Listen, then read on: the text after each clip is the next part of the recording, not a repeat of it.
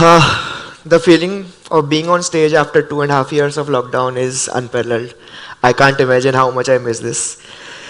Hi everyone, my name is Tarun and I'm from India. I work there as an engineering manager at one of the startups in India, Scott's Tech. It's in a B2B space startup, so you might not have heard a lot about it. Coming to the talk, the title of my talk is Handling Django in a Highly Scalable and Concurrent Environment. I know the title might sound a little bit clickbaity, but I hope that the content that's coming up your way will make it worthy. And if anything, feel free to leave me a feedback on Twitter. My Twitter handle is in the bottom right by Tarun_Garg too. Without further ado, let's get started. What is this talk about? Before going into there, I'll just give a fair bit of warning that there's a lot of content that I wanted to cover in this talk and I have a limited time, so I'll speak a little bit quicker, and due to I being a non-native English speaker, you might miss out on a few words. So if you have anything you wanted to discuss with me, feel free to catch me outside the auditorium or on Slack. I'll be happy to assist. So this talk basically is I've been working in Django since last 6 years, so this talk basically encompasses some of the common scalability or concurrency challenges that I saw on Django. Everyone was facing the same issues. Literally everyone solved it in their own ways. This talk is just an amalgamation of everything that I have read, I have implemented at work. And in last 6 years, the major part of it has been working with Django 1.8 and up and Postgres 13. We internally are in process of upgrading from Django 2 at our org right now, so it might be that some of those things that I discussed here might have been fixed in the newer versions, and if those have been, I'll be happy to learn more about it. With that in mind, let's get started with the first theme. The first theme we have is Django admin pagination. So, before I go anything beyond, I want to make it explicit that Django admin is by far my best Django feature out there. It makes it so easy to just create any crude application on the go. It makes it very easy to get things started. I so much love it that I hate it. That I hate the developers behind it, the mind behind it, that how did they came up with the idea and the design, and I'm so intrigued by it, all the capabilities that it provides. So, talking about Django admin pagination, let's start with an example. Suppose you're trying to build a food ordering app, you have an order model there, order has a reference ID, and your support professionals wants to see those orders. So you register a Django admin for the order. Now, as your scale keeps on growing up, you receive millions of orders, and now when your support professionals open the Django admin, this is the kind of pagination that Django provides by default, which is an offset-based pagination where you see 1, 2, 3, 4, which are the page numbers, and then you see the total count of records, which is 10 million records, and each page has certain amounts.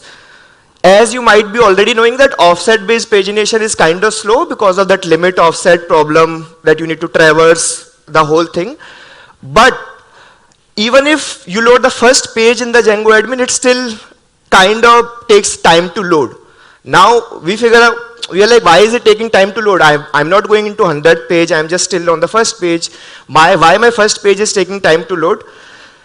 That's when we started debugging it, that why does my first page in the admin, when my records grow in large in number, was slow.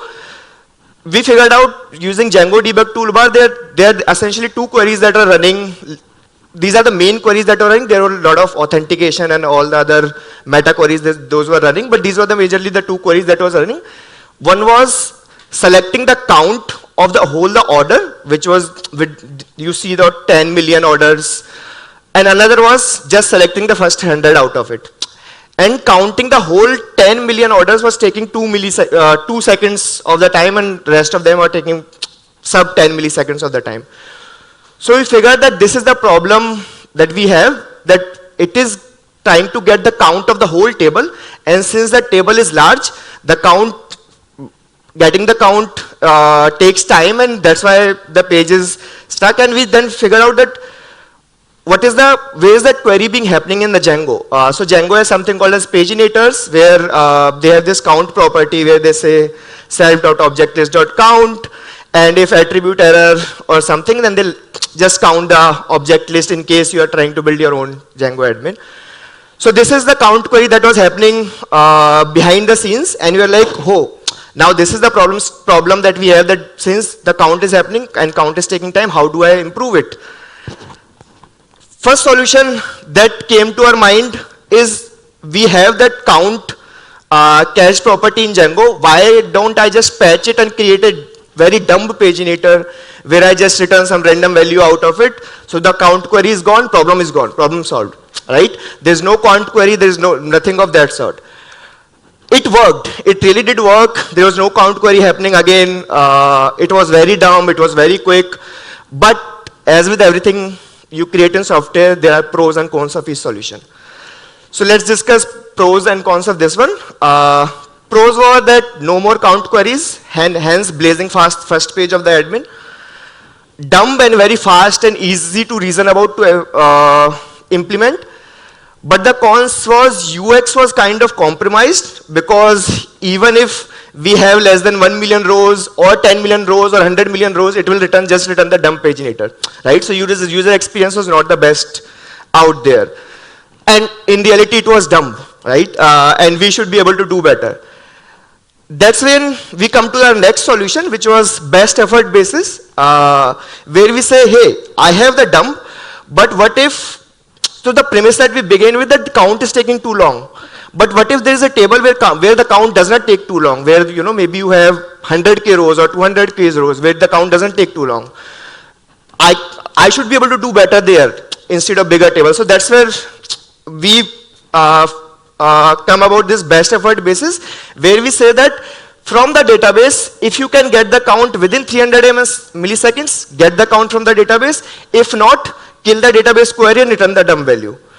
What does the Django code look like for that? This is the code that looks like, where we say that for this particular statement that you are executing, set the statement timeout to 300 ms, try to get the count. If you don't get the count, return the dumb value.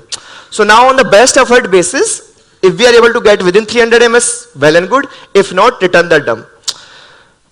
But the problem is that worst case here is still 300 ms or 100 ms or whatever value you choose your application to be, and we have not removed the dumbness entirely. And we were using Postgres as our database. So this led to our more research around what can we do more with the Postgres as a database along with Django.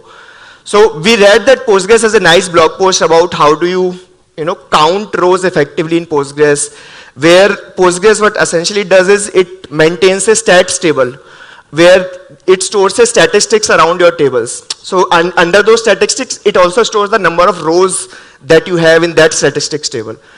So we said, why can't I use it? So that's what we do. We said that, hey, can I get the estimated count from Postgres catalog statistic?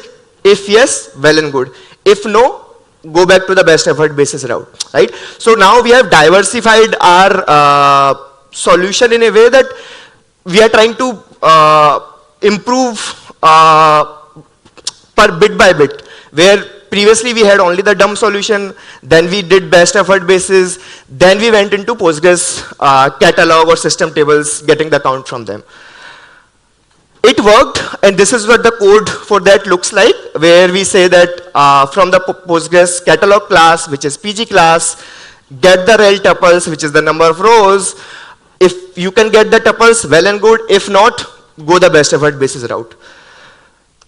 This worked, and from getting the number of rows from Postgres catalog table was some milliseconds latency. It worked, but as with everything, there were pros and cons of this as well. One obvious pro was there was good trade-off between accuracy and latency, that we were able to accurately predict something because of Postgres has this catalog or statistics table, and latency was also reduced. The probability of reaching to the dumb value, which is 99999, is reduced. The cons for it is it does not work where we have filters applied, because how Postgres does is whenever you insert a row into the table, it updates the stats table that I have in new row. Whenever you delete it, it updates. It does not update in real time. There is something called as vacuum and analyze and that background processing that Postgres does. So this is where it gets tricky. That might not be suitable for smaller tables because that vacuum and analyze process is dependent on the number of changes you have in table. Postgres has a whole algorithm for it. Or where analyze is run with a lesser frequency, which relates to the smaller table problem there. So this was the problem, and the main problem was that it doesn't work when we have filters applied. What if you have a Django page where you have a filters and you apply those filters and then it errors out because you can't get the count with the filters. Still dumb value problem. That's when we reached to the fourth solution where we said that, okay, I cannot get from PG class as well, I cannot get from database as well directly. What if I get an estimated count from the database using something called as explain in Postgres? So for the uninitiated, what is explain? Explain is Postgres way of, when Postgres engine runs a query, it tries to estimate how much data it will return. Based on that estimate, it actually runs the query. So first step is that estimation, and then it actually runs the query. So we said, why can't I get that count from that estimation itself versus returning the dumb value, right? So that's where you see here that in that flow chart, if you can't get within 300 ms, please get estimated count using explain, else return the dumb value. So that's the fourth solution we came about. And the code for that in Django looks something like this, where I just say that cursor.execute, explain format in JSON, the query, and get the plan number of rows. I guess in Django 3, I'm not sure about exact version, there is a native support for explain where you can get explain results by just doing .explain after writing your ORM query. But since we were using older Django at that time, I just did this where cursor.execute explain format JSON. So now with that, you can get your estimated count from PG catalog or run some approximation queries to get that count result, which was really the problematic thing when you were loading the first page. There are pros and cons of this as well. Better trade-off than the previous solution between accuracy and latency. The probability of reaching value to the dumb value is reduced the most. The con of this is getting the count of rows using explain is probabilistic, because what Postgres is doing, it is probabilistically trying to guess how many rows it will return. And it's depend on a whole lot of things internally on Postgres, which is most common value list in Postgres and things like that, that Postgres stores in order to get to that explain results. Might not be suitable for analyze with lesser frequency, because how does Postgres probabilistically estimate it? Using that analyze, it runs constantly on your tables. It tries to create an histogram of values on your tables constantly. If you have 5 values, for example, if you have something called a status, failed, passed, running, it tries to create, whenever it runs an analyze, it tries to create a histogram of that how many values are in passed, how many values are in failed, how many values are in running, which is all probabilistic to be honest. So might not be suitable where that histogram creation is not running as frequently as you would wish to be. Which led to our own observation that the solutions that we discussed, problem is not entirely solved by any of the solution, because what we are doing is instead of getting a deterministic count, we are getting a probabilistic count right now. There exists some more sophisticated solutions that we want to try out in future, but for now, for us, probabilistic count worked. But one of the solutions that we can explore in future is hyperlog, which is something that Reddit use for their count. I know which is something for Citus data folks use for their counts. You can cache those count results as well, but in caching their problem occurs that what if you have a filters applied? How much do you cache and what frequency do you update the cache? You can do parallelization to get the count values async, using something async or await or something of that sort. Or you can get away with offset-based pagination and just move forward with the cursor-based pagination if that works for you. Then you have the count query problem resolved automatically. So this is all I wanted to discuss in Django admin pagination, that how do you get from the place where you are unable to load the first page because of that count query, how do you optimize that count query bit by bit. With that, wanted to move to next thing, which is Django admin text search. I'll walk you through this using a story. In this story, there is a developer, there is a support professional at the other end. The developer said that, hey, I am creating this admin page for orders. Can you tell me how you want to search for orders? Support professional comes and says, I think search by order reference ID should suffice. You create search by order reference ID using search fields that Django provides. Developers comes and says, hey, do you need anything else? Support professional says, I sometimes want to search by username as well. Okay, well and good. Pretty easy to do in Django. You just create another thing in search fields. Then support professional says, hey, maybe I want to search from last name, first name, and full name as well. Cool. You insert those things into search fields. Developer said, are you sure about this? This is it. This is all you need. But support professional says, actually, sometimes customer asks us for payment reference ID as well, so you'll have to insert payment reference ID as well. Cool. Not a big deal for a Django developer because Django is awesome, and I think I have a spelling mistake here, but in any case, you insert that payment reference ID into search field. What happens next is that search professional says that, hey, my search is not working. Why is the search not working? Is exactly what we are going to discuss in this particular theme. Django search fields are fantastic, but the problem begins when there are too many of that. And there were too many of that in our example. There was first name, last name, email, payment reference ID, order reference ID, whatnot. Why is it a problematic? Because Django has no idea to know what the user is searching for. So it creates a huge query which is odd with all the search fields, which is inefficient. So what do I mean by that? When you search on that particular Django admin where you have a lot of search fields, this is the kind of query that you get where you say select star from orders, where reference ID like this search term, or email like this search term, or first name like this term, or last name. And when you have a lot of ors, your database gives up. It cannot use indexes. It does not use indexes because or by definition is that you have to do multiple, you go to multiple tables, you have to search on multiple fields anyway. So it says if I have to search on multiple fields, I might as well go to the disk directly and search for it. And as soon as it gets to disk, it slows down a lot. So we figured out that if the user wants to search by email or reference ID, there's no other reason to search by any other field. So if you are a support professional, you get a ticket and you want to search by order reference ID, you just want to search by order reference ID. There's no why I am searching with the first name also, last name also, full name as well, right? If I want to search by email, I just want to search by email. Why I am searching by the first name, last name as well. So we just need to provide a namespace search versus whole full text search that is provided by Django search field by default, or a group of fields, then search that namespace versus searching everything, which is the default behavior, default behavior.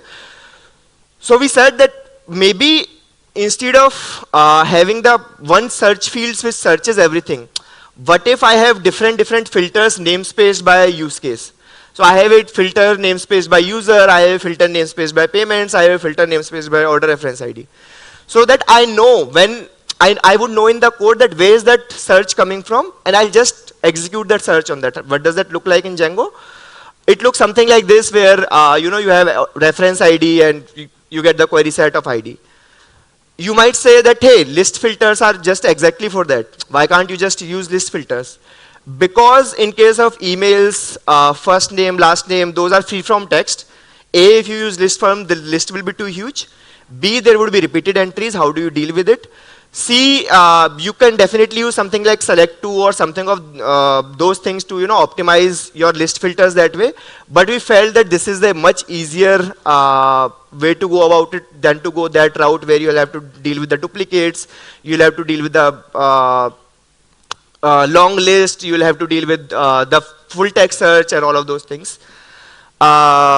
So yeah, this was what this theme was about, that how do you go about optimizing your Django admin text search when you have just single search field you don't want to plug in Elasticsearch just as of yet because you're not sure whether Elasticsearch, this is the exact use of Elasticsearch or not. My database should be able to handle it. Because it's not really a full text search when you know that, hey, I want to search on this field. Full text search is where you don't know what you want to search on. You're just searching in the wild, trying to figure out if there exists something of that sort. With that, we'll move to our next theme, which is caching Django models. I'll not go much detail about what cache is because time limited. But I hope everyone here knows that cache primarily has two operations. One is cache set, one is cache get. So how does cache set happens in Django? So you supply a key, you supply a Django model object.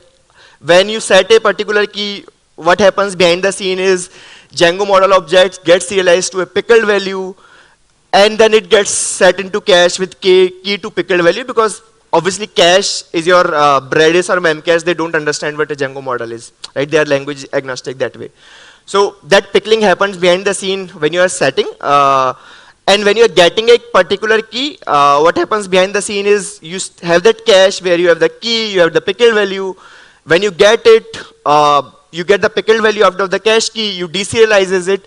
After deserialization, you get the Django model object. But there is a TNC. You get the Django model object only in certain conditions. And sometimes it just errors out. We'll talk about why does it errors out. Going back to the orders example again, you have order. You have a reference ID here, you do cache.set, order with a given PK, the order object.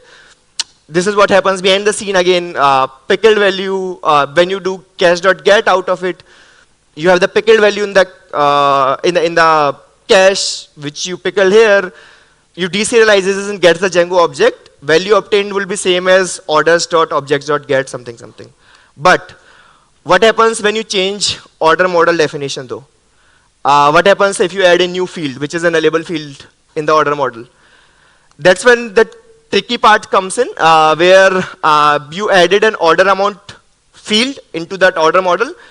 You do cache.get, and as soon as you do cache.get, this will error out as the cache contains an old model definition. You remember when we set the model, when we set something in the cache, it was serializing, and in that serializing pickled thing, it was an old model definition. So now when you're trying to get, Django has the new model definition, your cache has the old model definition, both are not compatible with each other, it errors out, right? Now how do you deal with it? So in order to deal with it, there are many solutions that we thought about. One was set low enough TTL for cache keys. Maybe you can set TTL of 5 seconds or 10 seconds for cache keys and make sure that your cache keys are getting purged regularly, but that's not a solution in my opinion, because then you're not using cache as the way it should be used. You're just purging too frequently the cache, and that's why we decided that we'll not go with this.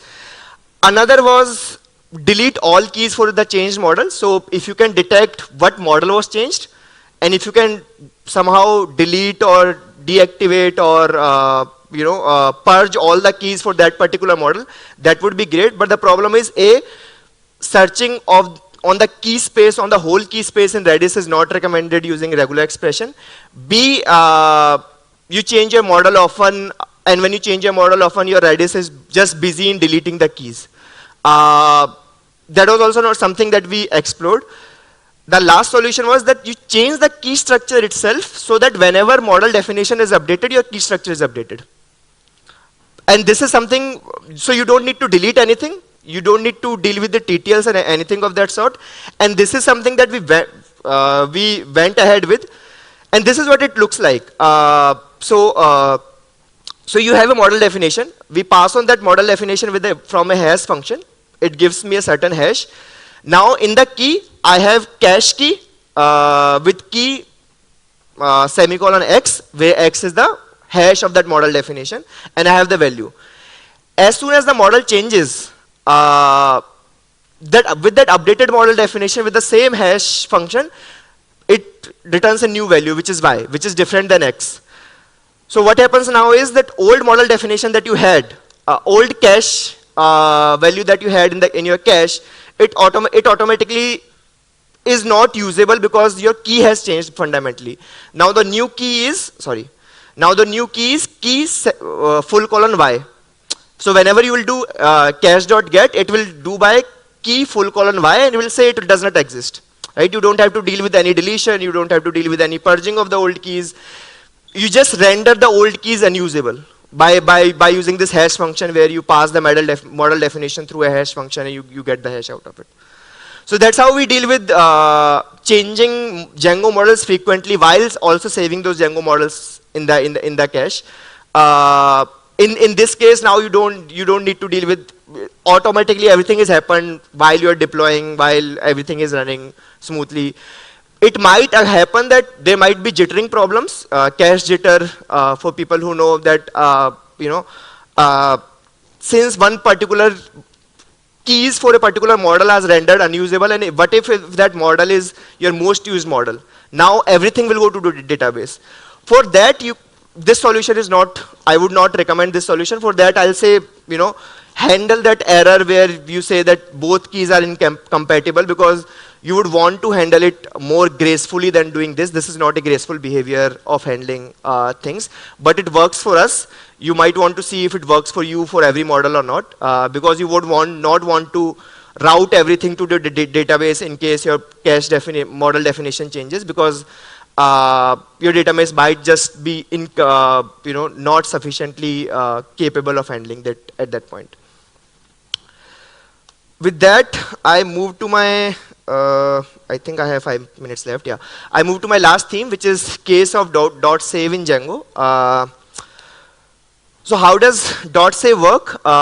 Suppose you have a record, you have a name created at, is deleted fields in those records. You say record.objects.get, and you update the record name, and you say record.save. Behind the scene, the query that Django uses for this particular update is update record, set everything where ID is this. Even if I updated just the name field of the record, Django is still setting the created at field, which is auto now add, or is deleted field, which is not what I probably wanted in the first place. And why would you not want it? I'll explain the next. The diagram is visible. Yeah, cool. I'll explain in this. So, for example, consider you have two processes running separately. One process said get me the record with the ID 1. Another process also said get me the record of ID 1. One process said both process got the record. Both process have the record of ID 1 in their hand. One process said update the name of the record. Django says for sure, why not? Update record, set name is equals to new record name, updated as equals to now is true. Cool. Another record comes in and say, hey, I just want to update is deleted. Django again goes and says update record. Now you say in this case, it is update new record name. But in this case, since this process B has the old stale object with them, Django fetches the name from that old stale object and says update name is equals to record name, which just means that you have a problem of lost update, where you are updating on different fields. If you are updating on the same field, I could argue that you should use locking or something of that sort. But here you are updating on two different fields altogether, which probably does not have a relationship with each other. And since your application is highly concurrent, you have multiple processes, you have a multi-tenant system, which is updating things on a regular basis. You have this lost update problem where the things that are updated by this particular process is lost because this process came after it and updated it, right? And those are done, mind you, those are again done on two different fields altogether, which had no relationship with each other, right? So the solution for that, we thought, what could be the solution that we could explore here? One was take lock on DB rows when updating, which is the most human response to this, that whenever you have a concurrency, take a lock. But think about it, there are two processes. Two processes are doing separately different things on separate fields. And if you're taking a central lock on it, you're just slowing down the whole ecosystem, because now those two separate parallel processes are not parallel essentially, because you are waiting for lock on the other to release and then go about it, right? So your whole system becomes slow, and also locks are not cheap in the database. I mean, it has a very low cost comparatively, but cost is a cost, right? That was not a feasible solution for us, and we thought that taking a lock would be an overkill in this situation. Is this not something that we want to explore? Another was take a distributed lock using Redis. So Redis gives you that capability where you take a distributed, you can take a distributed lock. But again, I mean, a lock is a lock. You're slowing down the whole process just because two different processes. Just because Django is saying that I will update everything that I have, every object that I have, and you will have a lost update problem. Then we came about the documentation in Django, and there's a sweet little thing, update fields. What does update fields do? Whenever you are saving a record, you mention that update fields is equals to name. What Django does is it only updates the name then, right? So in our old example where there were two different processes and I was just updating their own fields, what if we could have done, we'll just update those only fields instead of updating everything, right? So that's the solution that we freezed upon, that okay, fine, I mean, if it is that way, we'll use update fields and everywhere we are using save, because I don't want to deal with lost update problems, because those are the most hardest problem to debug, honestly, I'm telling you. Logs, even logs don't help you. Because they're like, why is this update coming on from? Where does this update go? This process completed, where did it go? I don't have any idea. You have to check the database logs for that, then you'll have to pull out, if you're using RDS, you'll have to pull out using pganalyze or something. Fair word of caution, the other two solutions also have their place, but those are not the best for our purpose where we had two different fields. If you are updating on the same field, same object, probably you should use locking. Any kind of locking, Redis or a DB level, that's up to you. There are third parties libraries to do this job automatically for you, where they check in memory what's the field that you are trying to update and insert the updated fields automatically.